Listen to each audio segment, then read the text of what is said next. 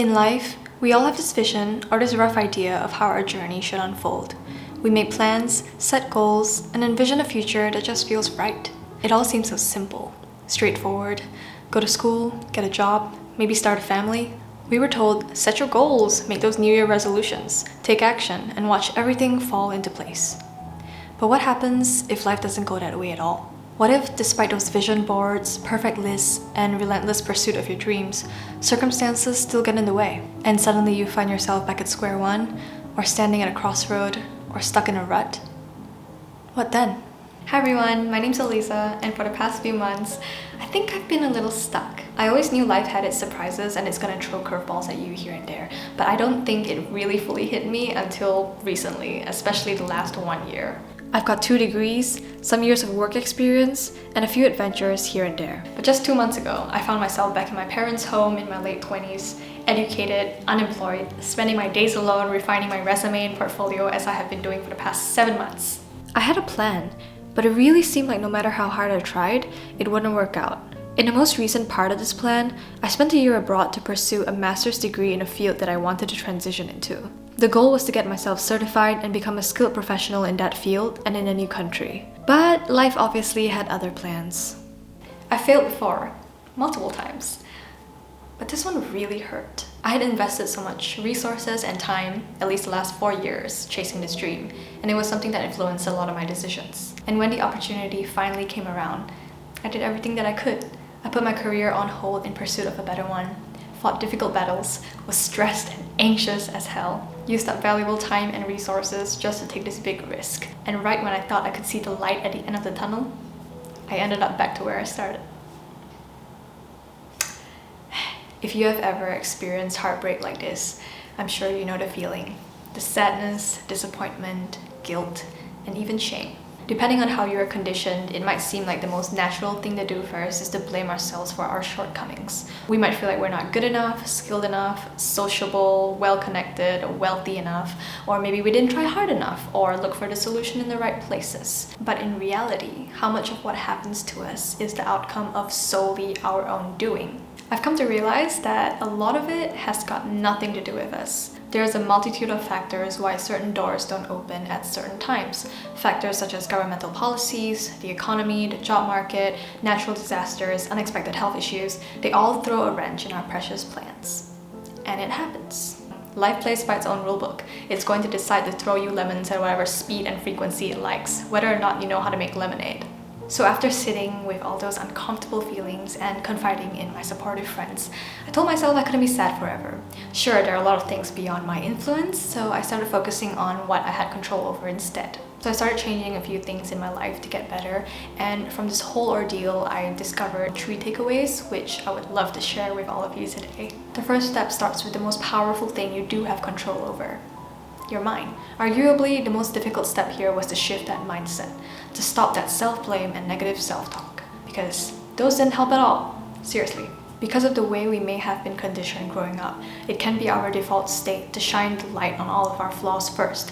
But like I said, sometimes it's really not you. It's a lot of factors at play here that we have zero influence over. To stop blaming ourselves and picking apart our every flaw, we have to have that kindness and compassion towards ourselves. Kristen Neff, a researcher and professor at the University of Texas at Austin, explains that self-compassion entails being warm and understanding towards ourselves when we suffer, fail, or feel inadequate, rather than flagellating or punishing ourselves with self-criticism.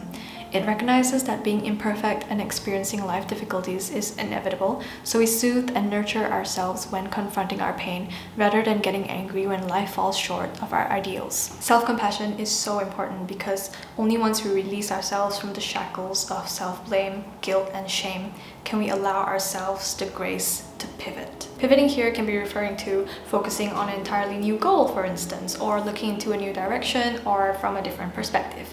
But it all starts with being kind to yourself. Because honestly, the world is already so tough, so why continue that cycle within our heads? On the topic of pivoting, my second takeaway is recognizing when to make a change. In the past, when things don't go according to plan, I used to embrace the idea of everything happens for a reason, and some people around me would tell me things happen in life to teach you a lesson.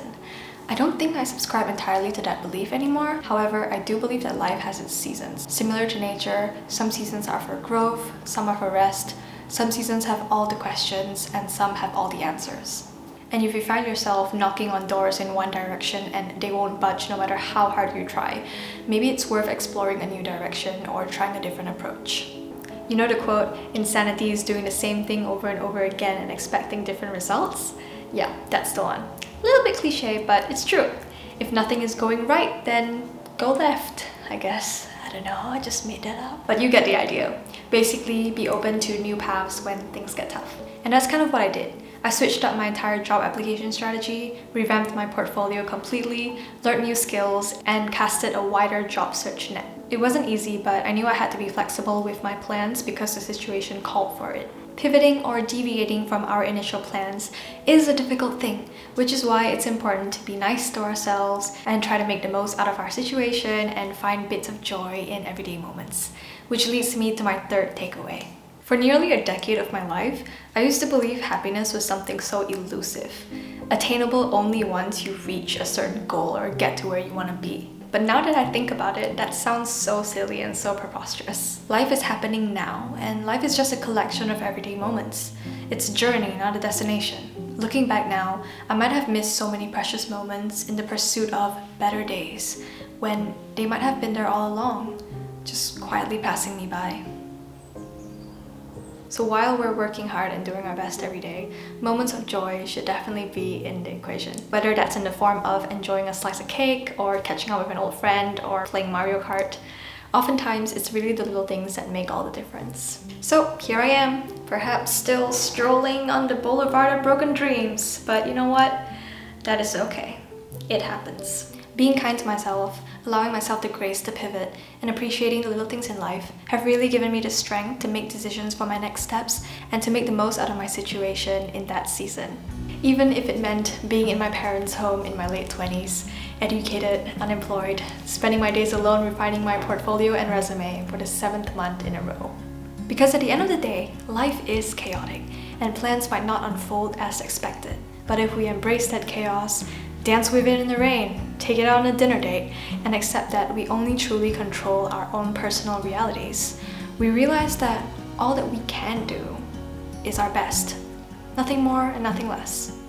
Life is messy, unpredictable, wild.